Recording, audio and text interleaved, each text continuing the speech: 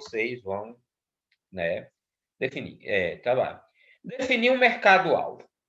Eu preciso definir, por exemplo, se para quem eu vou produzir, se é para venda diretamente ao consumidor, aí dentro do meu planejamento e da minha análise de viabilidade, eu vou definir quanto eu preciso vender para me permitir um prolabore dentro daquilo que eu preciso para sobreviver.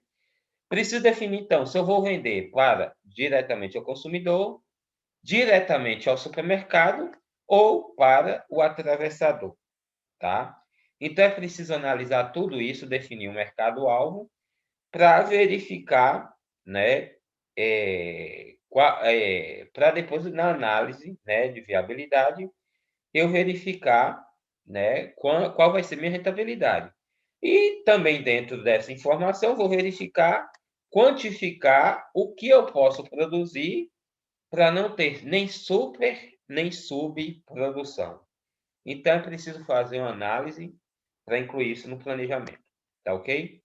Inserir ou integrar atividades produtivas. Bom, eu falei anteriormente, vamos supor que dentro do meu planejamento, vou produzir mandioca para farinha.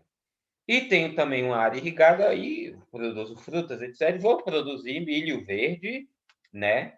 Para vender na época de festejos juninos. Bom, pense comigo, ó. Vou produzir milho verde para vender na época dos festejos juninos, tá?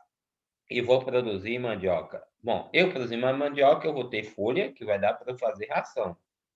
Vou ter maniva, que vai dar para eu fazer ração. E a casca, que vai dar para fazer ração. Mas como eu não tenho comprador para esse produto, eu posso já incluir, integrar uma outra atividade. Posso criar ovelha, posso criar umas galinhas para alimentar com a ração, balancear uma ração ali com a folha da mandioca e com o farelo da casca de mandioca. No caso de milho, vou colher milho para espiga, eu vou ter muita palhada. Eu posso definir, posso criar ovelha, engordar, fazer o acabamento, né? O confinamento de ovelha, né? Ou posso incluir na minha atividade umas vaquinhas de leite, uma ou duas, dependendo da quantidade de material que eu consiga produzir, né? Dessa palhada para fornecer para esses animais. Então, dentro do que eu vou fazer, eu preciso integrar atividades produtivas para absorver aqueles outros subprodutos das atividades produtivas principais que talvez eu não consiga vender, talvez eu não tenha mercado para escoar na minha região. Mas o ovino gordo, eu consigo escoar o leite, consigo, até mesmo para o meu próprio consumo. Ou até mesmo, no caso da palhada de milho, incluir ali, comprar uns bezerros, incluir um gado magro, incluir ali para fazer o acabamento de carcaça, tá ok? Fazer a silagem com esse material e fazer o acabamento de carcaça. Tudo isso são exemplos, mas tudo tem que ser muito bem pensado, tá ok? Vamos lá. Então, vamos lá. Análise de solo, certo? Dentro do planejamento e dentro de boas práticas, nós precisamos fazer análise de solo. A análise de solo é que vai permitir eu conhecer os nutrientes, ou seja, o alimento que eu tenho no solo, que servirá para nutrir, para manter e para desenvolver as plantas e, consequentemente, me dar um bom retorno, tá? Então, a análise de solo vai me permitir tudo isso, conhecer o que eu tenho nas diferentes camadas de solo, principalmente nas de 0 a 20, 20 a 40 e 40 a 60. Basicamente, nas duas, 0 a 20 e 20 a 40, já é o suficiente, tá ok? Dependendo também da cultura que eu vou, do produto que eu vou cultivar. Quando fazer análise de solo? Vamos lá. Cultivo de sequeiro, pelo menos um ano antes do plantio. Por quê? A análise de solo deve ser feita em cultivo de sequeiro, por exemplo, eu tenho uma área ali, X, que eu vou plantar, vamos supor, café de sequeiro, tá? Ou uma cultura seca mais água, vamos botar, plantar feijão de sequeiro. Eu quero fazer análise de solo. Ótimo, beleza. Mas eu planto feijão no mês de outubro, tá? No mês de outubro, que eu aproveito feijão de sequeiro no mês de outubro, que eu já pego as chuvas, etc. E eu vou fazer essa análise de solo e preparo de solo em agosto, setembro. Sugestão, para evitar dar com um burro na água, né? Com a cara na parede. Faça análise de solo um período chuvoso antes, ou antes do período chuvoso. Ou seja, se eu quero plantar, vamos supor, se eu estou com área de 1 hectare ali, eu quero plantar feijão. Então, eu vou planejar, não vou. O interessante é que eu evite, é que eu planeje, né? Ao invés de plantar feijão em outubro desse ano, eu planto em outubro do ano que vem. Por quê? Agosto desse ano, tá? Eu vou fazer análise de solo. Vem o resultado. Setembro, eu faço aração e calagem. Outubro vai cair a chuva. O calcário, para reagir com o solo e corrigir, né, o solo, ele demora de 60 a 90 dias na presença de água. Ele seco não vai reagir com o solo, precisa ter umidade para fazer ele reagir com o solo, para que ocorram as devidas trocas, tá ok? Então, o que acontece? Mas, se eu aplico o calcário logo antes do plantio, aí bateu a chuva, vai eu com feijão no solo. O calcário só vai reagir de fato com o solo quando o feijão estiver terminando o seu ciclo, tendo em vista que, se eu não me engano, o feijão é 70 dias. 70, mas para você colher seco, 80. Certo? Então, não terá ocorrido tempo suficiente para que o calcário tenha reagido com o solo e o feijão não vai alcançar a produtividade necessária. Aí vocês falam, Adão, mas você faz antes do período chuvoso de um ano antes, né? Aí o que acontece? Você vai jogar o calcário, vai fazer a aração, gradagem, o mato virar novamente. Não tem problema. Como a gradagem é um processo rápido, é um processo de mecanização rápido e não fica tão caro, faça novamente para quebrar o matinho que nasceu no período chuvoso anterior. Então, eu preciso fazer a calagem e o preparo de solo para o feijão que eu vou plantar em outubro de 2022, agora em outubro de 2021, certo? Para que ocorram as devidas reações, tá ok? Em tempo hábil. Sugiro isso, tá ok?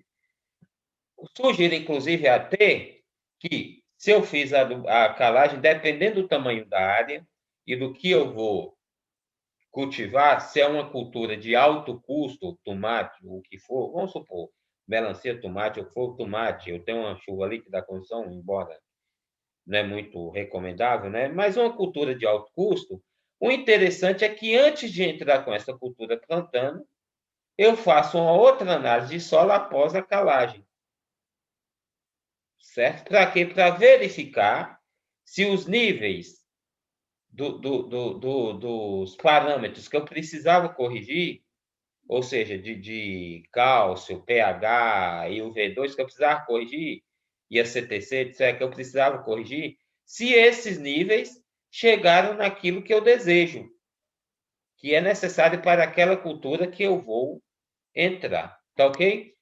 Cultivo irrigado na de solo pelo menos 120 dias antes do plantio, justamente para que eu tenha tempo de aplicar o calcário, preparar o solo e irrigar um pouco, certo? Umedecer esse solo um pouco para que o calcário possa reagir, tá ok? E quando eu entrar com a cultura que eu preciso, o solo já esteja corrigido dentro daquilo que era necessário, que a cultura exige. Cultivo convencional. No cultivo convencional, definido acima, se for cultivo convencional, né? Agricultura convencional de sequeiro, já falei. Agricultura convencional irrigada, já falei. Cultivo orgânico. Opa! Eu vou trabalhar com cultivo orgânico. Além de corrigir a acidez do solo, né? Além de fazer a aplicação de calcário, alguns outros fatores, como a saturação de bases, a saturação que precisa corrigir, e a saturação de bases não. O nível dos nutrientes, né, naquele solo, para que alcance uma boa produtividade, certo? Isso, para cultivo orgânico, tem que ser feito pelo menos de 3 a 5 anos antes. Porque, tendo em vista que boa parte dos insumos para a agricultura orgânica, ele demora um pouquinho mais de tempo para reagir com o solo, e também ele não é possível se trabalhar com ele para você ter um retorno imediato. Principalmente solos pobres, ácidos, né, de baixa fertilidade, eu preciso entrar com alguns cultivos, né, antes, culturas que vão me servir para ciclagem de nutrientes, né, e para melhorar as características físicas e químicas desse solo, ou seja, leguminosas para incorporar nitrogênio, um pouco de algumas gramíneas para incorporar matéria orgânica, etc. Para vocês terem ideia, nas terras do oeste da Bahia, até onde eu sei, dos produtores que há naquela região, não, até onde eu sei, pelo menos os que eu conheci, nenhum chegou de vez na região, nas terras do oeste da Bahia, né? São solos ácidos, solos pobres, etc. Que eu lembre, ali região de Correntina, Luiz Eduardo, etc., divisa Tocantins e Goiás. Que eu lembre, não conheci um que chegou na tora de vez, derrubou o cerrado e entrou plantando, tá, algodão ou soja de uma vez. Todas as propriedades que eu conhecia, que eu tive o prazer de trabalhar ou de assistir, elas começaram primeiro com pecuária, tá? Preparo de solo, pecuária, trabalhando principalmente com braquiária, depois mombaça, depois a braquiária rosiensis, etc. E após ter trabalhado com pecuária em torno de 5, 10 anos, é que eles, a partir de então, com esse tempo, melhorou as características físicas e químicas do solo do ponto de vista de matéria orgânica e nutricional, por causa do efeito residual da adubação da pastagem, né? Aí sim é que eles entraram com a cultura do milho, depois da cultura do milho, algumas vezes também cultura de soja, e o algodão, por ser uma cultura mais exigente, muito mais exigente em termos de solo, só foi possível entrar depois de ter feito o trabalho com essas outras duas culturas, tá? É, lá no Tocantins, na região do Tocantins, eu trabalhei em uma chamada Fazenda Santa Maria, que nós tínhamos a frente, da metade da fazenda para frente, era algodão, da metade da fazenda para trás era soja. Inclusive nas terras mais claras era soja. Porque a metade da frente era algodão, eram as terras mais velhas, de maior tempo de cultivo. Tá ok? Então, tudo isso tem que ser planejado. Então, para o cultivo orgânico, a análise de solo tem que ser feita 5 anos antes e uma vez por ano, a partir do momento que você começa a trabalhar esse solo, para poder monitorar, né, os índices dos nutrientes das bases daquele solo, né, para poder monitorar e verificar se já está no ponto, se aquele solo já está na condição que me permita entrar com a cultura que eu desejo. Tá ok? Vamos lá. Se não fizer isso, a chance de dar com burro na água é grande, certo? Muito grande, tá ok? Para quem quer trabalhar com cultivo orgânico. É entrar e rasgar a boca. Muito grande, tá ok? Como? Como vocês já viram, né? Tem algumas aulas no YouTube que nós já falamos, dividindo a área cada talhão conforme o histórico de uso do solo, a topografia, né?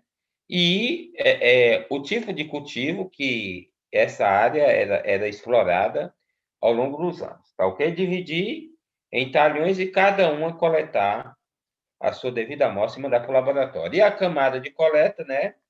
De 0 a 20 centímetros e 0 a 40 centímetros. No caso de 0 a 20 e 0 a 40, para culturas de, de, de culturas de ciclo perene, igual café, frutíferas, etc. Mas olha, independente da cultura, sugiro para vocês, façam, independente se você vai cultivar feijão, milho ou pastagem, etc., faça coleta de 0 a 20 centímetros e de 20 a 40. Por quê? Porque com isso eu vou poder avaliar os índices nutricionais da camada subsuperficial do solo, tá ok? E, se necessário, farei as devidas correções, né? Que não será possível fazer, tá ok? é quando a cultura principal for, quando a cultura foi implantada, a lavoura foi implantada. Tendo em vista também que a análise de solo é um custo tão baixo, certo? Que não justifica não fazer análise também na camada de 20 a 40 centímetros, ok? Vamos lá. Análise de solo novamente, aqui é um exemplo de uma área que eu deixo com diferentes tipos de cultivo. Isso aqui certamente é para cultura anual, café. Isso aqui é maracujá, tá? Café aqui também. Então, se eu fosse coletar amostra de solo nessas áreas, eu iria ter que dividir essa área em 1, 2, 3, 4, 5 talhões, tá ok? 6, opa, com esse outro aqui, tá bom? Vamos lá. Bom, análise de água. Abri um poço. Eita, que eu já vi uns casos assim. Abri um poço e não fiz análise de água, tá? Bom, só que eu não sei qual a classificação da minha água para a agricultura. Qual a classificação dela? E aí eu começo a irrigar minha lavoura. E vou, talvez no primeiro ano não tenha um problema, no segundo ano talvez eu não tenha, tal. Mas vai chegar um tempo que no terceiro ano, pau, vou ter problema. E aí? O que que a análise de água vai definir para mim? Vai me dar como parâmetro, como de conhecimento sobre aquela água. Primeiro, essa classificação. C, que vai ser 1, C2, C3, C4, C5, e S. Mas o que afinal é isso? É o teor de cálcio, né? Certo? E que define, o parâmetro que define o risco de salinização do solo, e o teor de sódio dessa água que define o risco de solidificação do solo. Tá ok? Então, eu preciso, tá?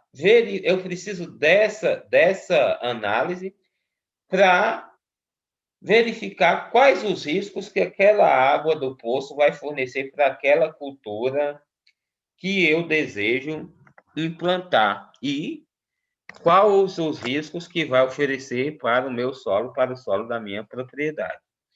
Só vou fechar aqui um pouquinho para mostrar para vocês. Como vocês podem ver, ó, vamos supor, quando a água chega na classificação C1, baixo risco de salinização, C2, médio risco de salinização, C3, alto risco de salinização, C4, muito alto risco de salinização, C5, extremo risco de salinização, S1, fracamente sódica, S2, razoavelmente sódica, S3, fortemente sódica, S4, muito fortemente sódica. Qual é o exemplo que eu quero mostrar para vocês? Por exemplo, aqui, vou abrir aqui rapidinho, outra página aqui. Opa. Prontinho.